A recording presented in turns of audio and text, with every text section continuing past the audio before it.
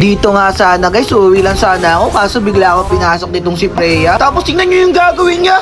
Emote sabay TV. Lintik lang ang walang ganti. Aba, nandito ka lang pala. Halika nga dito at kakaltukan kita. Aba, may TV pa siya? Talagang hindi ka pa rin nadala kanina? Gusto mo ba talagang umisa? O ito, tadya. Ayun, yung panga niya biglang naglag. Dito, nagsama na siya ng tagahil niya. Para nga naman daw tumatag siya pag naglalaban kaming dalawa. Ang kasi tagahil niya, ayun, nawala na.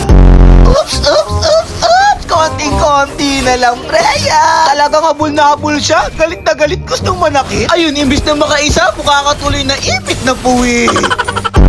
Dito, medyo matigas na yung mukha niya. Kaya yung damage ni Laila, parang baliwala lang din sa kanya. Aba, talagang matibay at pumalag pa. Kung putol-putol yung TV mo kanina, ngayon direktang makakauwi ka na. Eto na, huli namin paghaharap na dalawa. Alam niyang wala akong ulti, kaya sumugod at tumapang na. Ang kaso, pumalag ako at hindi ako natakot sa kanya. Kaya simula nung pangyayari na yan, hindi na siya nagpakita.